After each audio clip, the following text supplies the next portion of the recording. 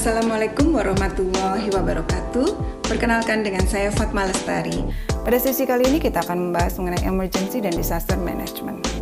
Agenda hari ini adalah latar belakang dan prinsip manajemen bencana, sistem manajemen insiden, sistem komando insiden, emergency operation center, simulation exercise, dan tabletop exercise.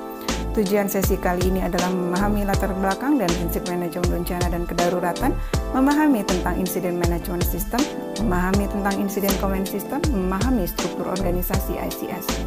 Apa saja permasalahan yang mungkin terjadi pada saat keadaan darurat, permasalahan kepemimpinan, permasalahan koordinasi, permasalahan integrasi, kekurangan sumber daya, lemahnya perencanaan, dan kurangnya dukungan media.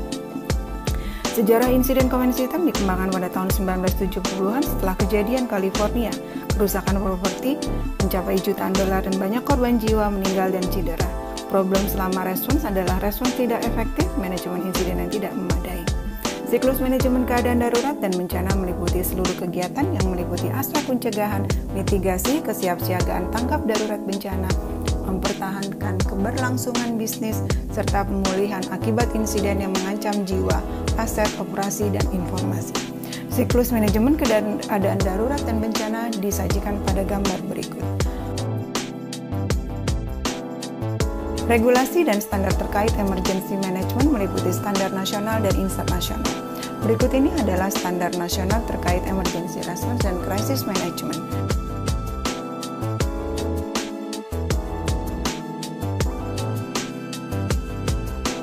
Berikut ini adalah regulasi dan standar internasional terkait emergency dan crisis management.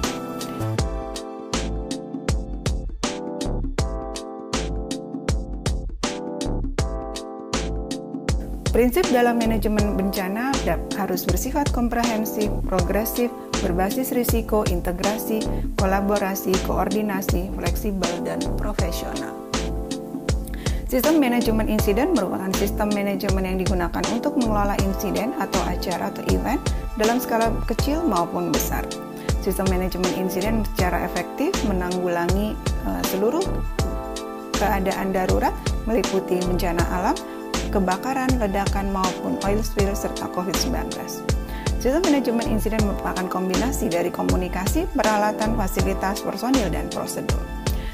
Insiden command system atau sistem komando insiden adalah kerangka kerja insiden management system yang merupakan fondasi dan kombinasi dari komunikasi, peralatan, prosedur, fasilitas, dan personil. Di bawah pengelolaan command yang merupakan struktur fungsional yang terdiri dari operation, planning, logistik, finance, atau admin.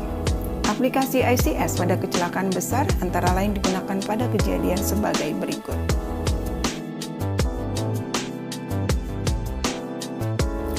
Kita mulai dengan Incident Command System. Merupakan 5 fungsi dalam manajemen ICS yang terdiri dari operation, planning, logistik, dan juga finance atau admin. General Staff merupakan pendelegasian peran dan tanggung jawab secara fungsional. Struktur organisasi ICS bersifat modular.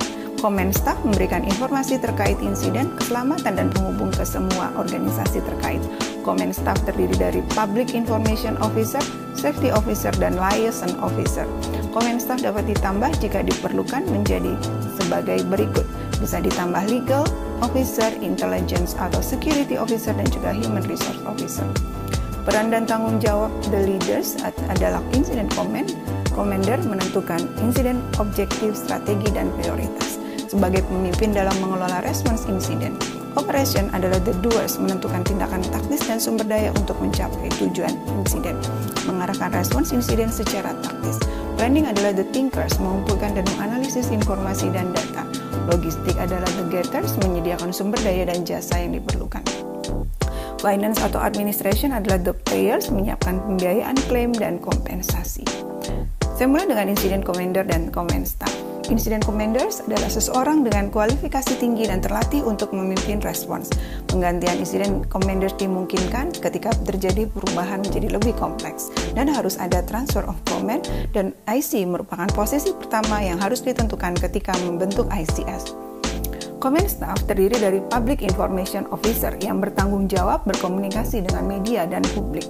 Safety Officer memberikan saran terkait aspek K3, dan Liaison Officer merupakan kontak utama bagi semua organisasi di luar perusahaan. Selanjutnya adalah General Staff.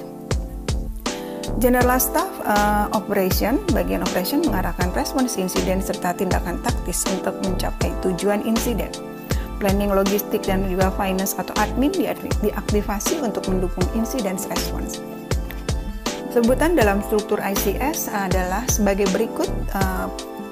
Incident Commander disebut sebagai Incident Commander, wakilnya kita sebut sebagai Deputy, demikian pula untuk posisi lainnya. Operation Section mengarahkan respons insiden serta tindakan taktis untuk mencapai tujuan insiden. Operation Section dapat berkembang sesuai kebutuhan insiden, mulai dari Single Resources, Task Forces, Strike Team. Task Force adalah kombinasi dari Single Resources, Strike Team serupa seperti Task Force dengan peralatan yang sama. Planning Section mengumpulkan data dan informasi, menganalisis dan mengkomunikasikan data dan informasi, menjaga display situation status, dan menyusun incident action plan. Resources dan Situation Unit bertanggung jawab untuk semua aktivitas check-in dan mengumpulkan dan analisis data dan informasi terkini terkait insiden. Terdapat pula Documentation Unit dan Demobilisasi Unit yang bertugas membuat kopi dokumen termasuk Incident Action Plan, dan juga ketika Demobilization Unit ketika insiden sudah selesai dan terkendali mengembalikan semua sumber daya yang telah digunakan. Technical Specialist dapat diperoleh untuk memberikan saran dan masukan berdasarkan pengetahuan dan pengalamannya untuk mendukung operasional insiden. Contohnya adalah ahli modeling, ahli kesehatan masyarakat, teknik sipil, teknik kimia, dan juga spesialis lingkungan. Logistic Section. Logistic Section memberikan dukungan sumber daya dan jasa yang diperlukan, membantu menyusun Incident Action Plan dan mengelola personil dan sumber daya yang diperlukan terkait insiden. Communication dan Medical Unit. Communication Unit menyiapkan perencanaan komunikasi, menyediakan sistem komunikasi. Medical Unit mengembangkan medical plan, menyiapkan first aid dan medical treatment bagi korban insiden, serta menyiapkan prosedur jika terjadi major medical emergency. Food and Supply Unit. Food Unit menyediakan konsumsi dan minuman bagi personil yang terlibat selama insiden. Supply Unit bertanggung jawab mengelola suplai yang terkait insiden. Facilities dan Ground Support Unit. Facilities Unit menyediakan fasilitas terkait insiden. Ground Support Unit menyiapkan transportasi plan. Finance atau Admin Section melakukan monitoring pembiayaan dan administrasi terkait pembelian selama insiden. Time Unit dan Procurement Unit merupakan Time Unit adalah timekeeper untuk personil dan peralatan. Procurement Unit melakukan negosiasi dan kontrak dengan supplier. Compensation, Claims, dan Cost Unit. Compensation dan Claims Unit mengelola klaim terkait cedera maupun kerusakan aset. Cost Unit mengelola data pembiayaan, estimasi biaya, dan cost savings.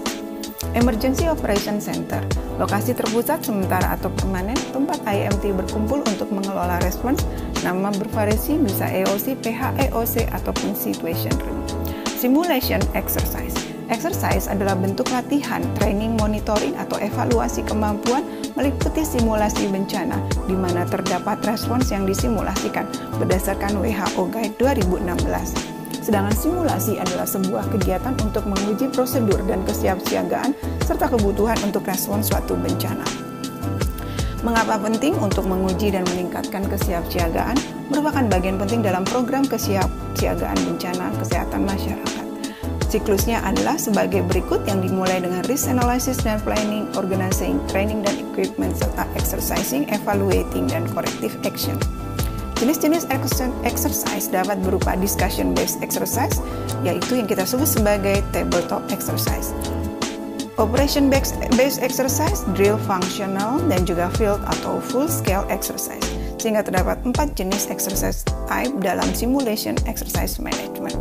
Tabletop exercise adalah diskusi yang difasilitasi untuk suatu situasi keadaan darurat atau bencana. Bersifat informal, tidak memerlukan peralatan, tidak ada sumber daya yang dideploy, dan tidak terbatas waktu. Drill adalah latihan yang terkoordinir dan terarah, digunakan untuk menguji salah satu fungsi spesifik atau operasional, menggunakan peralatan dan perlengkapan yang tersedia, menguji fungsi tertentu secara berulang. Functional exercise atau FX adalah latihan interaktif untuk menguji kemampuan respons organisasi terhadap keadaan darurat, menguji beberapa fungsi dan rencana operasi serta respons terkoordinir. Field atau full scale exercise mensimulasikan kejadian bencana seperti kejadian nyata untuk mengevaluasi kapasitas operasional respon bencana dengan kondisi nyata deployment, tim tanggap darurat, peralatan dan sumber daya lainnya. Terima kasih, dengan demikian selesai sudah sesi emergency dan disaster management. Semoga bermanfaat dan sampai berjumpa kembali pada sesi-sesi lainnya. Terima kasih. Wabillahi taufik wal hidayah. Wassalamualaikum warahmatullahi wabarakatuh.